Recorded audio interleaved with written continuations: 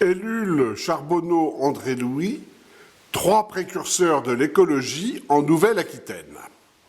Eh bien voilà, trois personnes très importantes, trois personnes essentielles, trois personnes qui ont été visionnaires et que la plupart des gens ne connaissent pas. Ce qui est extrêmement injuste aujourd'hui où on parle justement beaucoup d'écologie. Donc on les a présentés.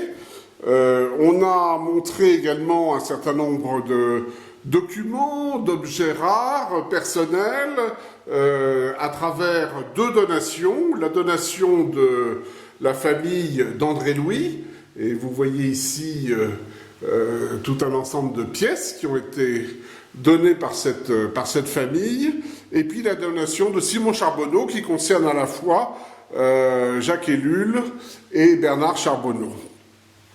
L'exposition elle est classiquement divisée en trois, avec trois personnes. Donc, d'abord Jacques Ellul, qui est plus connu à l'étranger qu'en France, qui était enseignant à Bordeaux et qui néanmoins a eu un rôle décisif dans la critique du monde techniciste.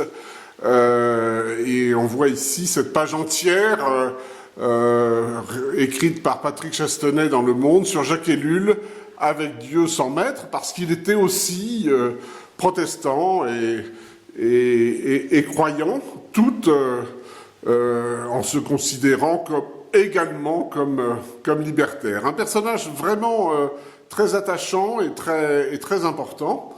On a présenté un certain nombre de ses livres. Il a notamment travaillé sur la propagande, et il a fait d'ailleurs un que sais-je qui a été longuement réédité. Et puis il a eu toute une critique de la société de son temps qui a beaucoup marqué. Et Patrick Chastenay donc a collaboré à l'ouvrage qui a été publié à cette occasion, avec la participation de Florence Louis sur Bernard Charbonneau et également de Anna Trepech-Berthelot qui a travaillé sur André Louis. Bernard Charbonneau, donc ami de Jacques Ellul, là encore un personnage que vous voyez ici dans des photos inédites qui ont été offertes à Nuage Vert par son fils, Simon Charbonneau, qui habite en Creuse. Et ça, c'est lors d'une conférence, et on le voit avant l'année de sa retraite. Et il est dans les Pyrénées. Et puis, quelques livres qui ont marqué. On a des dédicaces originales. On en avait pour Jacques Ellul, on en a aussi pour lui, et des ouvrages qui ont marqué dans les années 60, donc bien avant comme l'homme auto, bien avant que l'écologie, ou du moins l'écologie politique, ne connaisse une première vague après 1970.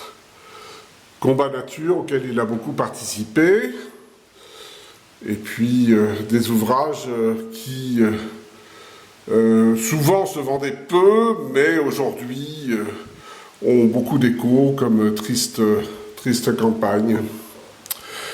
Et le dernier personnage, mais qui n'est pas des moindres, qui est André Louis. André Louis, dès 1949, écrit sur l'agriculture biologique. Il est influencé par Rudolf Steiner et il est ingénieur agronome et il mène un combat courageux toute sa vie donc pour cette agriculture biologique, en fondant en 1964 la revue Nature et Progrès, dont on présente les premiers numéros ici, la collection des premiers numéros. Et puis il y a d'autres documents rares et des objets personnels. Il était viticulteur, qui sont présentés, des photos, avec les prêts également du Musée du Vivant, qui a aussi reçu une très belle donation, et notamment qui a toute la correspondance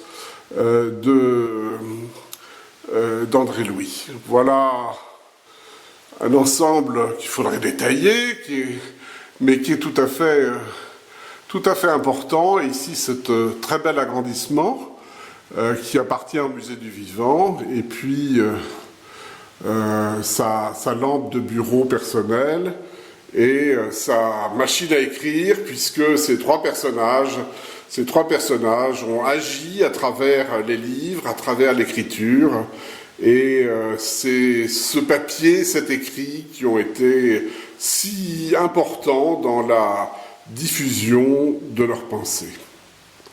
Souhaitons qu'aujourd'hui, ils soient beaucoup mieux reconnus, beaucoup mieux connus. En tout cas, nous avons pris date, et le livre que nous publions, c'est un livre qui restera, lui aussi, pour perpétuer la connaissance de leurs actions et leurs visions qui ont été tout à fait prémonitoires.